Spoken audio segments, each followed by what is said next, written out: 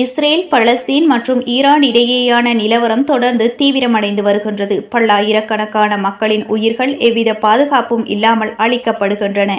இஸ்ரேலின் இராணுவ நடவடிக்கைகள், ஈரானின் பதிலடி நடவடிக்கைகள், மற்ற உலக சக்திகளின் பதவி பரிமாற்றங்கள் இவை மத்திய கிழக்கின் பேரழிவுக்கான சூழ்நிலையை உருவாக்குகின்றன. அல் ஜசீரா வலைத்தளத்தில் ஜூன் மாதம் 22 மற்றும் 23 அன்று வெளியான செய்திகளின் அடிப்படையில் உங்களுக்கான தொகுப்பு. காசாவில் பெரும் தாக்குதல், உயிரிழப்புகள் 33 எட்டின. இஸ்ரேலிய இராணுவம் கடந்த 24 மணி நேரத்தில் காசாவின் மத்திய மற்றும் தெற்கு பகுதிகளில் கடும் தாக்குதல்களை நடத்தியுள்ளது. இதில் குறைந்தது 33 பலஸ்தீனியர்கள் கொல்லப்பட்டுள்ளனர். அதிகாரிகள் கூறுகையில் இறந்தவர்களின் 14 பேர் குழந்தைகள், 9 பேர் பெண்கள் என தெரிய வந்துள்ளது. மேலும் பலர் படுகாயங்களுடன் மருத்துவமனையில் அனுமதிக்கப்பட்டுள்ளனர். தாக்குதலுக்கான காரணம் என்று இஸ்ரேல் தரப்பில் தெரிவிக்கப்பட்டுள்ளதாவது ஹமாஸ் சிறையில் மரணமடைந்த 3 இஸ்ரேலியர்களின் உடல்களை மீட்பதற்கான இராணுவ நடவடிக்கை என்று கூறப்படுகின்றது. இதற்கு பதிலாக ஹமாஸ் இது ஒரு திட்டமிட்ட படுகொலை, பொதுமக்களை குறிவைத்து நடத்தப்பட்ட தாக்குதலுக்கு எந்த நீதியும் இல்லை என தெரிவித்துள்ளது. ஈரானின் பதிலடி, இஸ்ரேலுக்கு ஏவுகணை மழை. 22 இரவு ஈரான் நேரடியாக இஸ்ரேலை நோக்கி ஏராளமான ஏவுகணைகளை விட்டு தாக்கியது. இந்த தாக்குதலுக்கு காரணமாக கடந்த வாரம் அமெரிக்கா ஈரானின் சில இராணுவ தளங்களை இலக்காக்கி குண்டுவீச்சு நடத்தியது குறிப்பிடத்தக்கது. ஈரானின் பாதுகாப்பு அமைச்சகம் கூறுகையில் இது எச்சரிக்கையாகும். எங்கள் மீது மேற்கொள்ளப்படும் தாக்குதல்களுக்கு நாங்கள் கட்டாயம் பதிலளிப்போம் என்று எச்சரித்துள்ளது. தெல் அவீவ், ஹைஃபா, ஜெருசலேம் உள்ளிட்ட நகரங்களில் விமான சேவைகள் தற்காலிகமாக நிறுத்தப்பட்டுள்ளன. மக்கள் குண்டு பூதங்களிலிருந்து பாதுகாப்பு மேடைகளில் ஒளிந்திருக்கின்றார்கள். இதில் குறைந்தது 11 பேர் காயமடைந்துள்ளதாகவும் ஒருவர் தீவிரமாக காயமடைந்துள்ளதாகவும் அறிவிக்கப்பட்டுள்ளது. ஈரானின் புதிய ஜனாதிபதியின் உறுதியான ஆரம்ப உரை.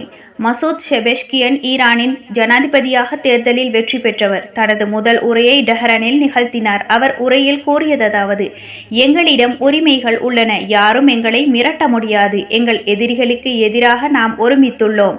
நாங்கள் அழிவு சிதைவுகளுக்கு பதிலளிக்கத்தான் வந்துள்ளோம், அடிமைத்தனத்திற்காக அல்ல. அவர் மேலும் குறிப்பிட்டார், மத்திய கிழக்கு இனிய அமைதிக்கு திரும்ப வேண்டுமானால் இஸ்ரேல் தனது தாக்குதல்களை உடனே நிறுத்த வேண்டும், இல்லையெனில் பிராந்தியமே பரபரப்படையும். நெத்தன்யாகுவின் உரை. காசா யுத்தம் தொடரும். இஸ்ரேலின் பிரதமர் பெஞ்சமின் நெத்தன்யாகு பத்திரிகையாளர்களை சந்தித்து மீட்பு நடவடிக்கைகள் பற்றி விளக்கம் அளித்தார். அவர் கூறுகையில், நாம் பலஸ்தீனியர்களின் கடைகளை, இயங்கும் மையங்களை தாக்குவதில்லை. ஆனால் தீவிரவாதிகள் பொதுமக்களிடையே ஒளிந்து செயல்படுவதனால் துரதிருஷ்டவசமாக பொதுமக்கள் பாதிக்கப்படுகின்றார்கள். அவர் மேலும் கூறினார், இது ஒரு குறுகிய கால யுத்தம் அல்ல, இது ஒரு நீண்ட படையெடுப்பு. நாங்கள் முழுமையாக வெற்றி பெறும் வரை காசாவில் நடவடிக்கைகள் தொடரும். உலக நாடுகளின் பதில்கள். அமைதி வேண்டுகோள். ஐக்கிய நாடுகள், EU, கத்தார், துருக்கி உள்ளிட்ட நாடுகள் இஸ்ரேல் மற்றும் ஈரானை அமைதிக்கு திரும்ப வேண்டுமென வலியுறுத்தியுள்ளன. ஐநா பொதுச் செயலாளர் அன்டோனியோ குட்டேரஸ் கூறியதாவது: மக்கள் தான் இந்த போர்களில் முதன்மை படுகாயமடைந்தவர்கள்.